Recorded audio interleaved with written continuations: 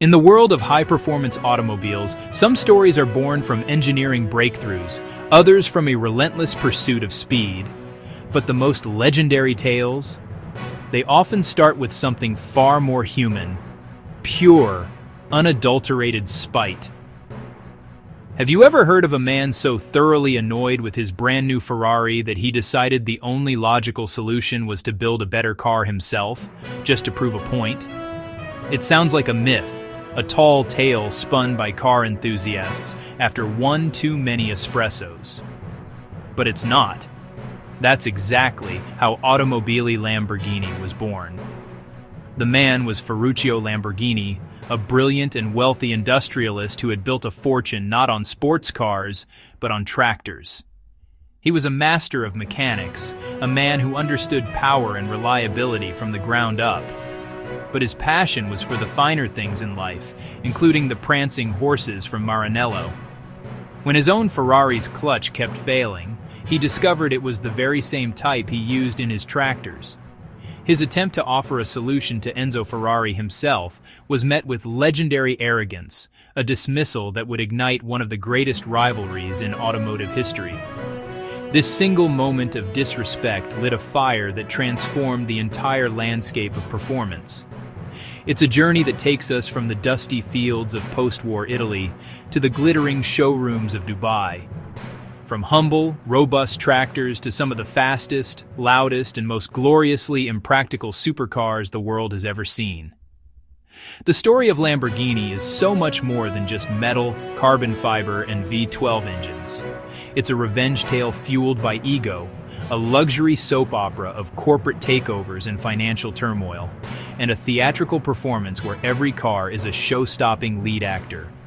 It's a story defined by a single, unwavering philosophy: outrageous, unapologetic horsepower. We'll dive into the backroom deals, the engineering gambles, and the larger-than-life personalities who dared to challenge the established order.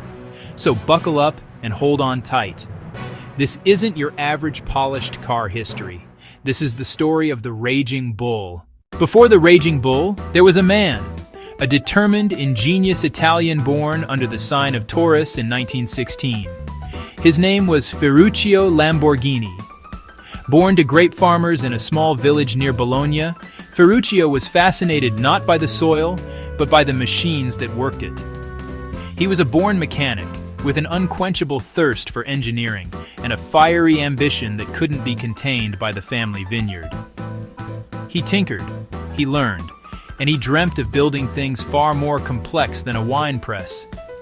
This stubborn, bull-headed farmer's son was destined to leave his mark on the world, but not in the way anyone expected. His first empire wouldn't be built on speed, but on something far more grounded. He made tractors. Yes, actual farm tractors. After World War II, Italy was a nation on its knees, desperate to rebuild and feed its people. Agriculture was everything. Ferruccio, who had served as a skilled vehicle maintenance supervisor in the Italian Royal Air Force, saw a golden opportunity. He possessed a rare talent for mechanical improvisation, a skill he'd perfected keeping military vehicles running with whatever he could find. Back home, he started a small garage and began scavenging from the graveyards of war, surplus military hardware, abandoned truck engines, and discarded differentials.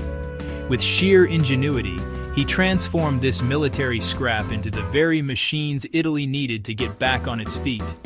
His first tractor, the Carioca, was a hit. It was affordable, reliable, and built from the bones of war. Demand exploded. By the 1950s, Lamborghini Trattori wasn't just a backyard operation. It was an industrial powerhouse, one of Italy's largest agricultural equipment manufacturers. Ferruccio was no longer just a mechanic. He was a tycoon, a celebrated industrialist rolling in lira. He expanded his empire into oil heaters and air conditioning units, proving his Midas touch wasn't limited to tractors. He had achieved the Italian dream. And what does a wealthy Italian industrialist with a passion for mechanics do with all that money? He buys the best cars in the world, Alfa Romeos, Maseratis, you name it. But his prized possession was a Ferrari 250 GT. It was beautiful, it was fast, but to a master mechanic like Ferruccio, it was also flawed. He found the clutch to be weak, noisy, and unreliable, constantly needing trips back to Maranello for expensive repairs. Ferruccio, a man who built robust tractors designed to run forever, was not impressed. And that's when things got spicy. Ferruccio noticed something about his Ferrari. The clutch kept failing. He told Enzo Ferrari himself. Enzo allegedly replied, "You stick to tractors. Let me handle the sports cars." Ferruccio took that personally. Within a year, he assembled a dream team of ex-Ferrari engineers and started building his own supercar, out of pure spite. Thus, in 1963, Automobili Lamborghini was born. In 1966, Lamborghini drops the Miura, and the world loses its mind. It's sleek, sexy, and mid-engine, a layout usually reserved for race cars. It made Ferraris look outdated. It was the car that turned Lamborghini from a revenge project into a serious contender. Celebrities loved it. Rock stars needed it. Lamborghini wasn't just a brand now. It was an icon. Lamborghini didn't just stop at power, they needed a vibe. Ferruccio was a Taurus and loved bullfighting. So every car? Named after a legendary fighting bull. Miura, Diablo, Murciélago, Aventador, all names of famous, powerful bulls. Even the logo? That golden bull charging forward. It's not just branding, it's aggression on wheels. The party, however, couldn't last forever. The 1973 oil crisis slammed the brakes on the world's economy. Suddenly, global priorities shifted from flamboyant excess to frugal efficiency. Gas prices skyrocketed, and the very idea of a car that measured its fuel consumption in miles per gallon seemed irresponsible, almost obscene. For Lamborghini, a company whose entire identity was built on magnificent, thirsty V12 monsters, this was a cataclysmic event. The waiting lists for their cars evaporated overnight. The dream was turning into a financial nightmare. Compounded by labor strikes and union troubles in Italy, the pressure became too much for the man who started it all. Ferruccio, a pragmatist at heart, saw the writing on the wall. He had built his empire as a challenge, a passion project. Now it was a source of constant stress. In 1974, he sold his remaining shares and retired to his vineyard, leaving his raging bull to fend for itself. What followed was a dark and turbulent period. The company stumbled, declared bankruptcy in 1978, and was passed between a series of hopeful but ultimately fleeting owners. First, Swiss investors, then the Miura brothers who heroically saved it from liquidation and gave us the wild LM02 SUV. Then, in a bizarre twist, American giant Chrysler took the reins in 1987. They funded the development of the Countach's successor, the mighty Diablo. But it was a culture clash, a battle between Detroit's corporate checklists and Santa Agata's passionate soul. After Chrysler, it was briefly owned by an Indonesian investment group. Lamborghini was adrift, a legendary brand without a stable home, its future uncertain. Then, in 1998, salvation came from the most unexpected of places, Germany.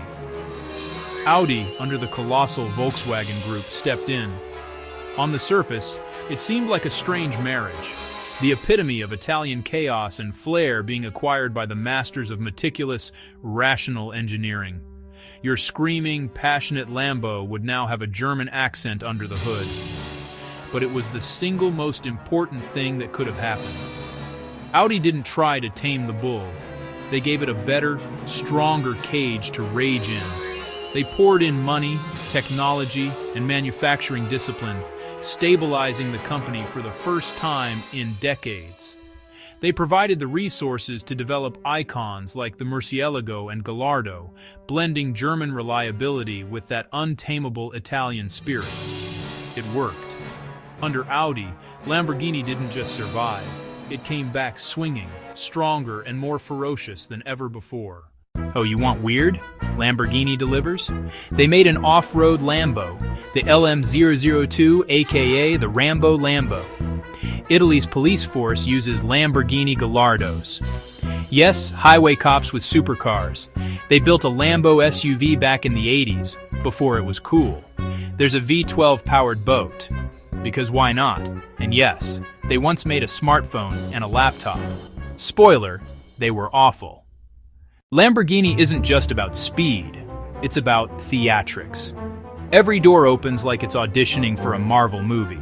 Their cars are loud, aggressive, and unapologetically extra.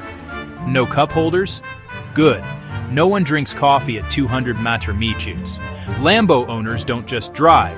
They announce their presence at 7,000 RPM. It's not just a car, it's a flex, a roar, a rolling piece of art. From tractors to titans, Lamborghini's journey is proof that a little revenge and a lot of horsepower can change the world. So the next time someone doubts your vision, just remember, Ferruccio built an empire because he didn't like a clutch. Thanks for watching. And hey, don't forget to like, subscribe, and maybe one day, drive a Lambo off into the sunset.